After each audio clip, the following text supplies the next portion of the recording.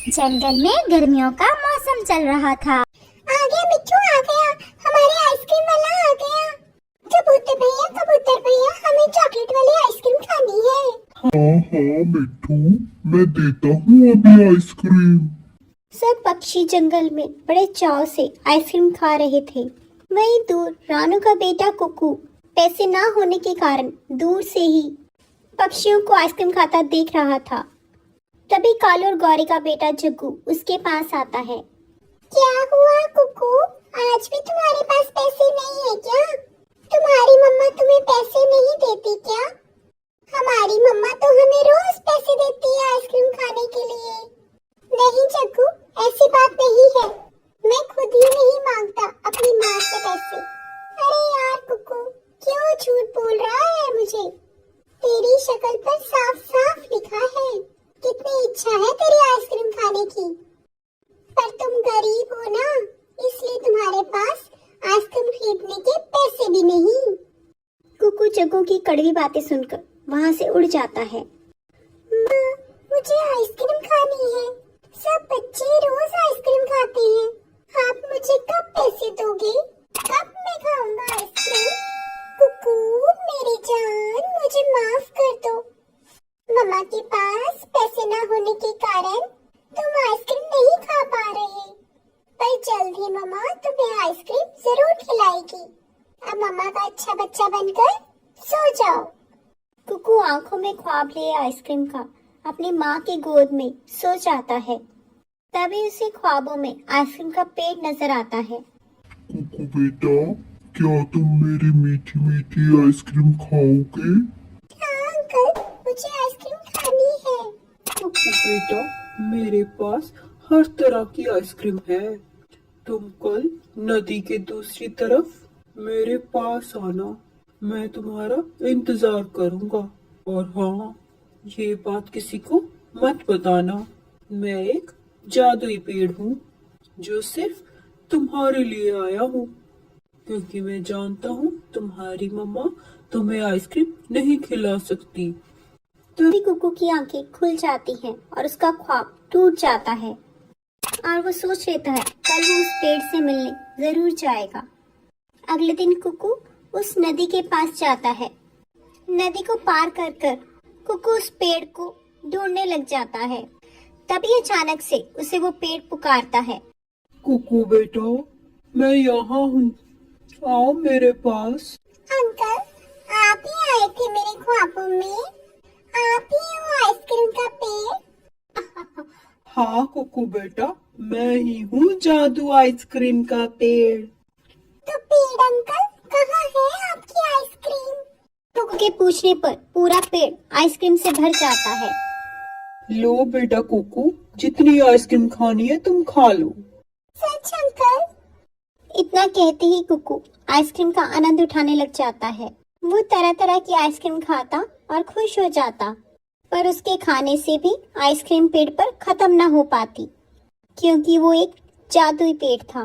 कुकू पेड़ का शुक्रिया अदा करता है और वहां से चला जाता है। वहीं कुकू घर पहुंचकर रानू को सारी बात बताता है। माँ, मैं सच कह रहा हूँ, मैंने आज बहुत सारी आइसक्रीम खाई। उस पेड़ वाले अंकल ने मुझसे पैसे भी नहीं लिए। चिड़िया मामा अपने बेटे कुकू की बातें सुनकर हैरान हो जाती है और अपने बेटे कुकू से कहती है, ठीक है कुकू बेटा, अब आप कल मुझे भी साथ लेकर जाना, मेरा भी आइसक्रीम खाने का बहुत मन है। कुकू माँ से प्रॉमिस कर कर सो जाता है।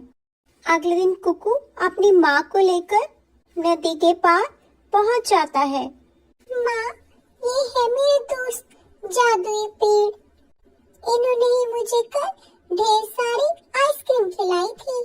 कुकू बेटा, आपको जरूर कोई गलतफहमी हुई है, क्योंकि मुझे तो इन पर कोई आइसक्रीम नजर नहीं आ रही।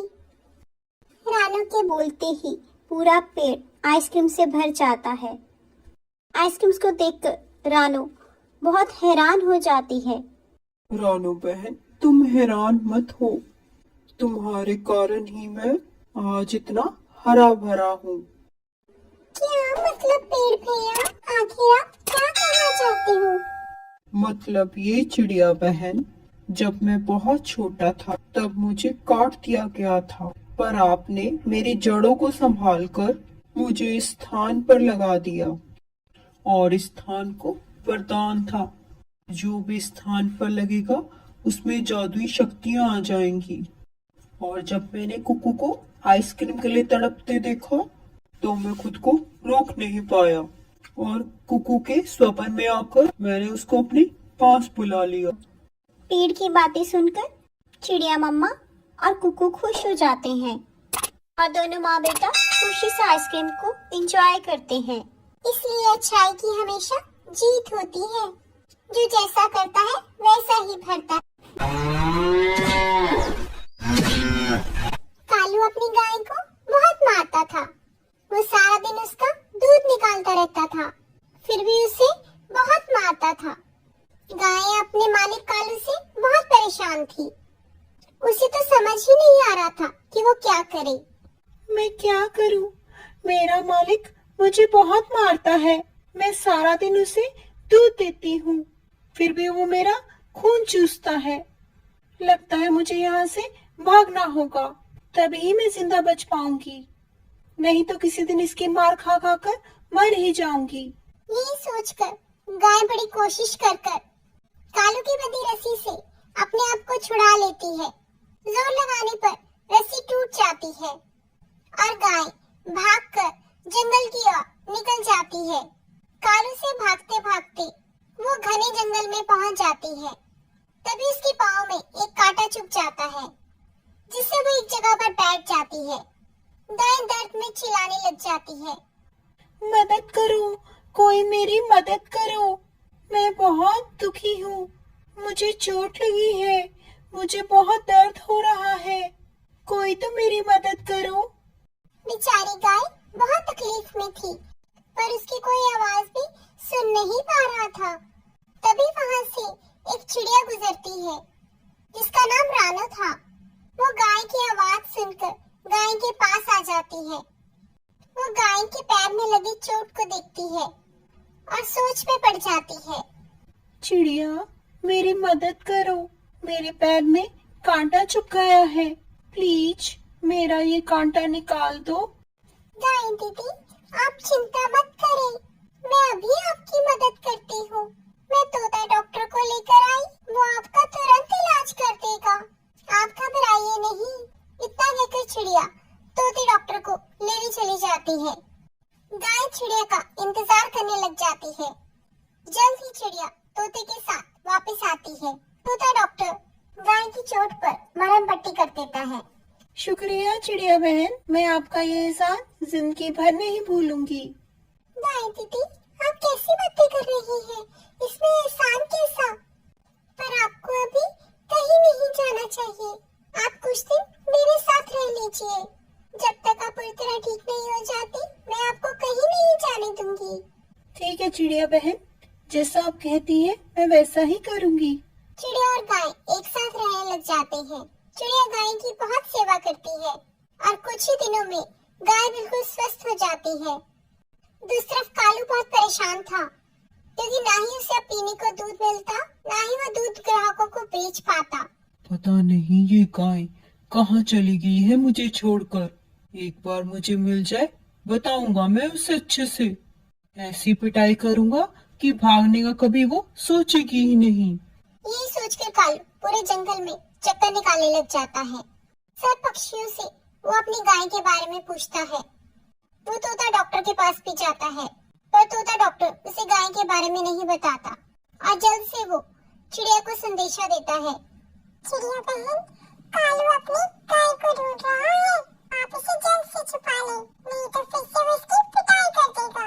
आप ठीक कह रही हैं तोता डॉक्टर। तोता और चिड़िया बात कर रहे होते हैं, तभी कालू वहाँ पे आ जाता है। अपनी गाय को देखकर वो खुश हो जाता है। मेरी गाय मिल गई मुझे। चिड़िया बहन, ये तो मेरी गाय है, ये आपके पास कैसे? हाँ कालू भैया, ये आप ही की गाय है, जिसको आपने मार मार कर अधमरा कर दिया। अब ये आपके पास नहीं लौटना चाहती, ये जंगल में आजाद घूमना चाहती है।